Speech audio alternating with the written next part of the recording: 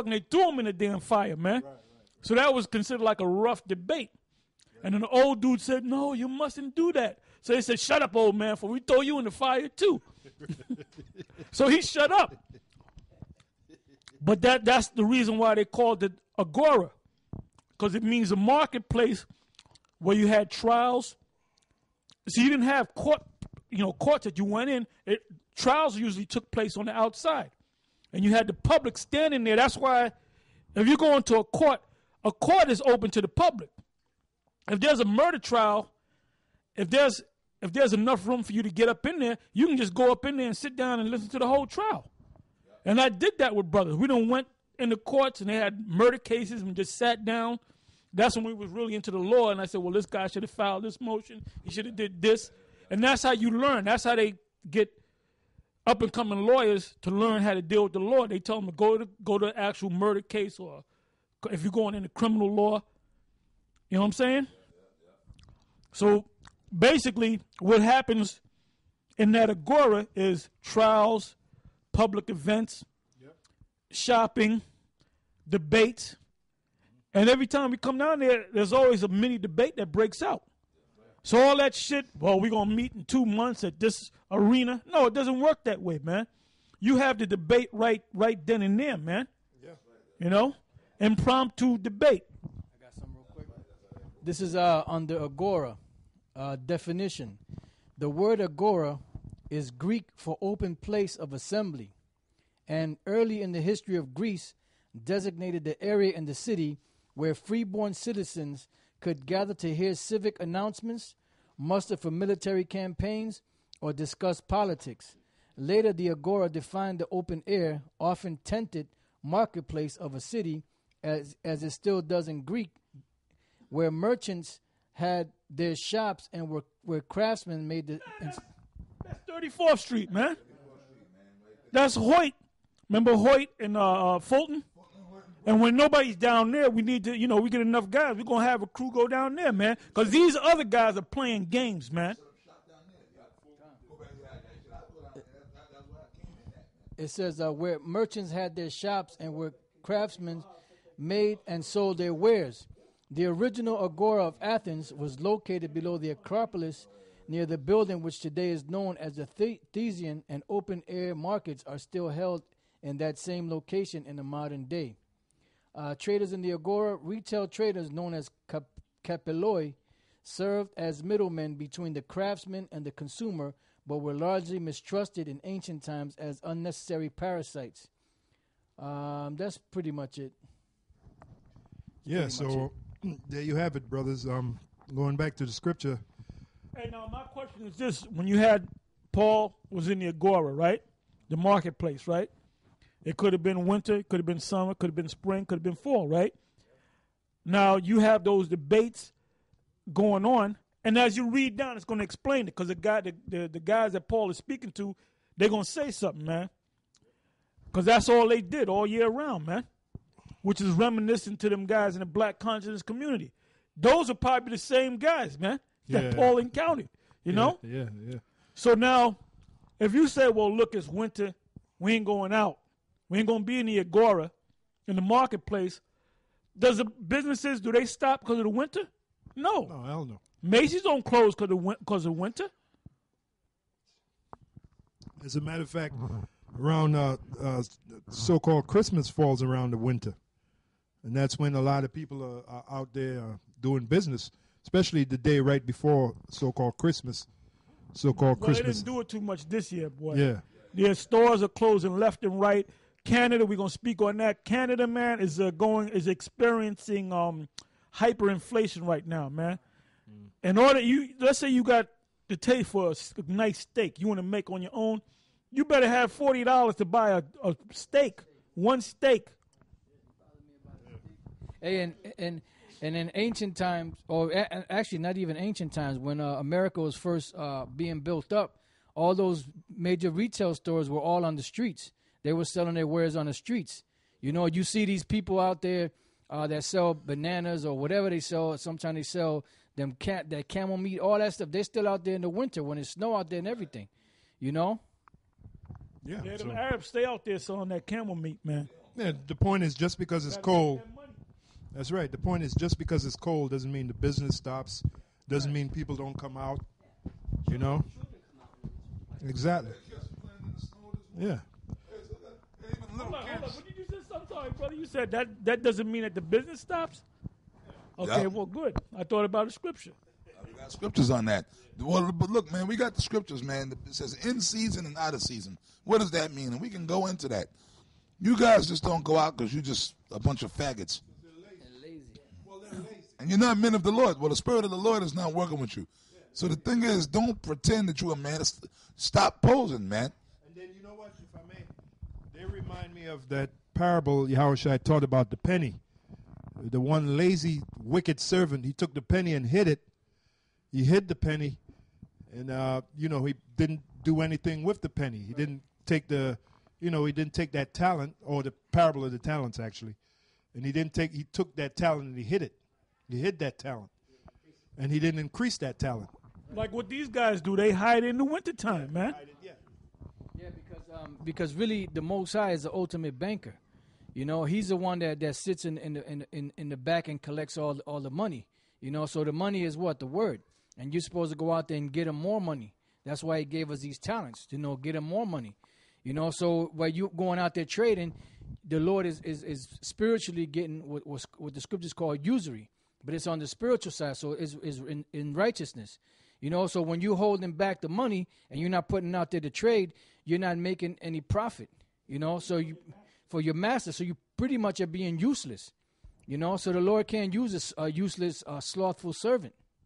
If you had a servant and the servant didn't want to work for whatever reason, you either beat that servant or you get rid of that servant and get another one. Yeah, and you can't do half-ass work either. Exactly. Like they might say, well, we do go out, but we go out during the spring or summer. No, you're supposed to, the scriptures say, be not slothful in business, but be fervent in spirit. And fervent, you look up that word fervent, it means on fire. It means fever. That's where you get that word fever from, fervent. Now, a guy that got the speaking fever, like some people, they got you had something called disco fever. That's a guy that all he listens to is disco. His night and day, he sleeps, eats, shits disco. He got the disco fever, right? Well, it's the same thing with the speaking, man. We got the speaking fever, all right? I got a scripture. Yeah, come on.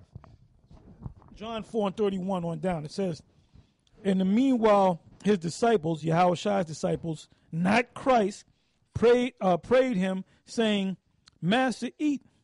But he said unto them, I have meat to eat that ye know not of. 33. Therefore said the disciples one to another, have any man brought him aught to eat? Because they're thinking on the physical. He was speaking in the spiritual. 34. Yahushua, not Christ, said unto them, my meat is to do the will of him that sent me and to finish his work. Another word for work is business. That's it. I got that scripture for you. Oh, okay. I just want to make that one statement. Scripture also said, occupy until I come. Now, you look up that word occupy, the Greek word there is pragmatikai or pragmatiko. Pragmatiko. So, yes, yeah. Which means business-like. A person that's pragmatic is business-like. He's all about business. Which our business is what? Teaching the word. Okay, go ahead. This is Romans 12 and 11. I'll start at 10. Be kindly affectionate one to another with brotherly love, in honor preferring one another, not slothful in business, fervent in spirit, serving the Lord. Not slothful in business. So a guy that takes the winter off, come on now, he's slothful. He's slothful in business. And we should look up that word slothful. While you're looking that up, I got some too. This is Matthew chapter 11, verse 16. But whereunto should I liken this generation?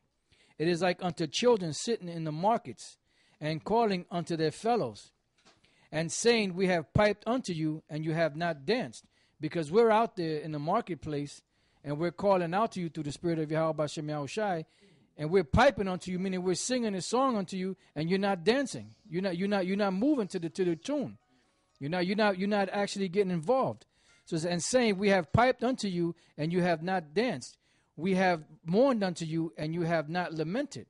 So you're not getting involved. You're not catching on, so to speak, and moving to the rhythm, moving to the dance, to the song. Getting in the groove. Out there in the marketplace. So in order for you to do the work, the real work, you have to be out there in the highways and the byways, in the streets, because that's where the main word is taught. Well, that's the real business. Yeah. That's the real business. Now, that's trade. That's business. Romans 12 and 11, which you just read it, I'll read it and then I'll give the definition of slothful. It says, not slothful in business. What kind of business? The Lord's business. Going out there teaching the word, propagating the word out on the street. Fervent in spirit, serving the Lord. Now, we already talked about the word fervent, which means on fire. You got that fever. Now, I looked up the word slothful, and the Greek word there is oknaros, and it says sluggish, slothful, backward. So anybody that has that idea of we don't have to go out and teach in the winter, that guy is sluggish, he's slothful, and he's backward. But mind you, Nate, he mentioned about... He's looking for an excuse. He's looking for an excuse. Nate mentioned about anyone who's not forwardly thinking, and his definition of forwardly thinking was building businesses in Babylon. Forwardly thinking as far as the world is concerned. Right. He loves the world. He loves the world. But if you're not going out and teaching the winter, which in Nate's case he ain't going out and teach at all, the definition of slothful is backward. It says sluggish, slothful, backward. Right. So that's backward thinking. Not teaching in the winter. Yep. That's backward thinking, man. That's unproductive. That's sluggish. That's slothful, and that's not being fervent. This is Revelation chapter 3, verse 15. I know thy works, that thou art neither cold nor hot. I would thou were cold or hot. So then, because thou art lukewarm and neither cold nor hot, I will spew thee out of my mouth. Lukewarm, sluggish, slothful. Yep. It's all the same word, man. Same thing. Hey, now you mentioned lukewarm. Now you know what scripture I'm thinking about. Now you know when cats get lukewarm? When they come into a lot of money. Oh, yeah. I got a quick. So you got something? I had the script. Just it links in. It's Amos, the 3rd chapter, and the 6th verse. Amos 3. Yep, this is Amos 3 and 6. You getting all this Zika, man? Because I know you're gonna watch it. Yeah, you probably watch it now. Yep. We enjoy it, man. We dining on your ass in the spirit of the Lord. Amos 3 and 6, right? You know this, Zika, man. But I'm gonna read on though.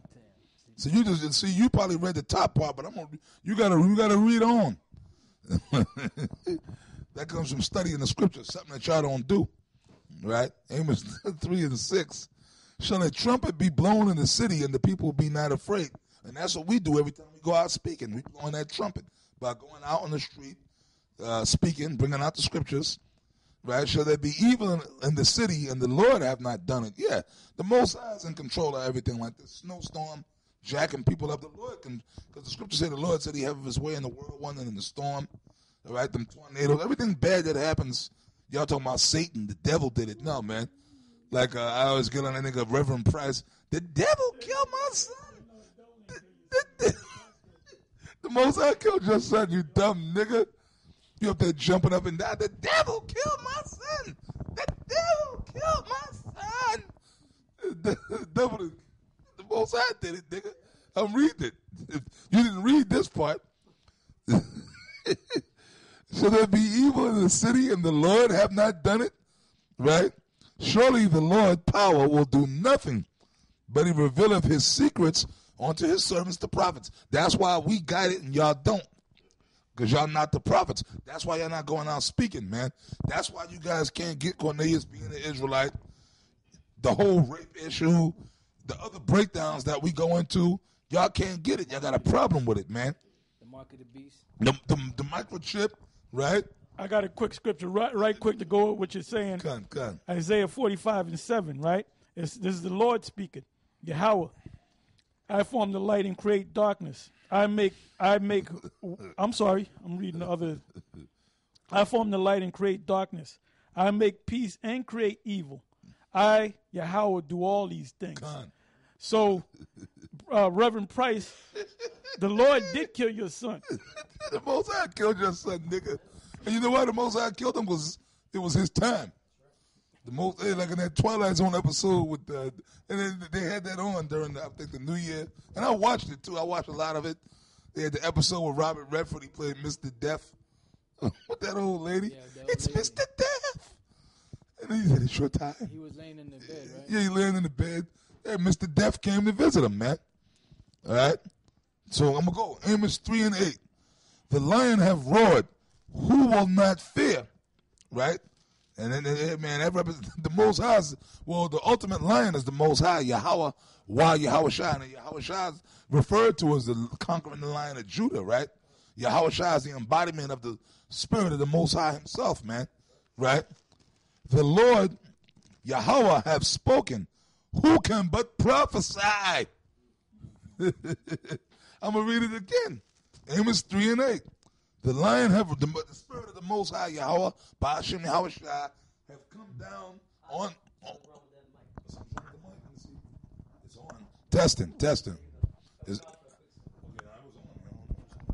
Can you hear me? All right, that's number Satan, boy, because your niggas getting cut. Amos 3:8. The lion have roared. Who will not fear? And we fear. See, we fear Yahweh, by Hashem Yahweh Shai. That's why we go out and prophesy. And what you going to prophesy, man? You're going to prophesy on the streets. That's where you really go to prophesy. Now, we in the studio, and we could prophesy on camera, but the main thing is going out on the streets, man.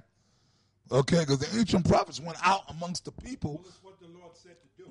That's what the Lord said. Well, I'm reading it. Yeah. The lion, that's the Most High. Yeah. Who's the lion? Yahweh by Hashem Yahweh Shai. The Lord came to us when we received.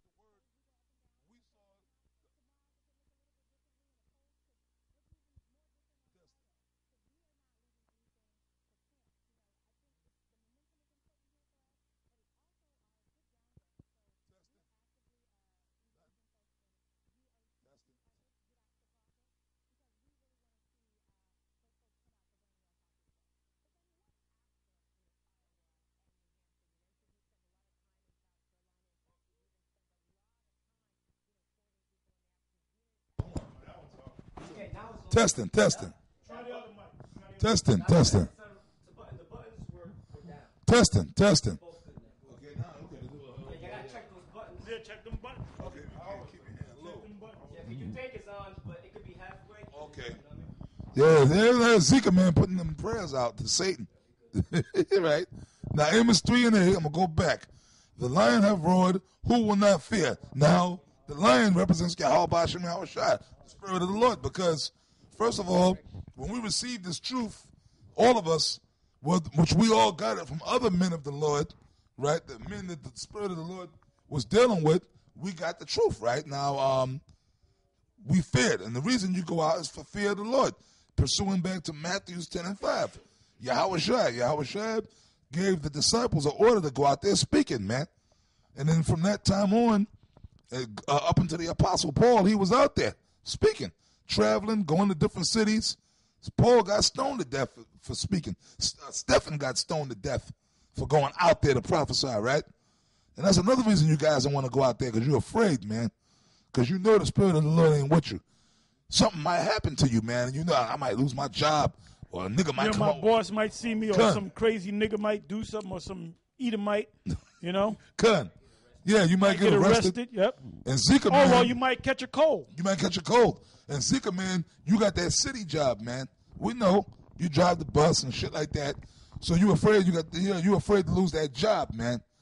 Because if the cops come and you might, he got arrested, remember? Yeah. So ever since that incident, boy, he. Yeah, that's the ultimate insult, man. The Lord, Yahweh, have spoken. Who can but prophesy? So you look, man, if you fear the Lord, you're going to go out on the street and prophesy. right? We're going to go down to the 9th verse. Publish in the palaces of Ashdod, and in the places in the land of Egypt. The marketplace. Yeah, right? Hey, that word publish, I think that word publish, I think it means people. Like pub, like the word pub, like that's a place where everybody, you know, like Cheers, where everybody knows your name. The pub, yeah. See, that's what I'm saying. Now, Zika, man, I'm pretty sure he's read 6 and 5, but he never read down. Because if he had read down, then he would have caught this part. Well, Nate, too, and the rest of you guys, right? If you guys had read down, you would have knew. The 9th verse, publish in the places. What places? The market, a public place. Right?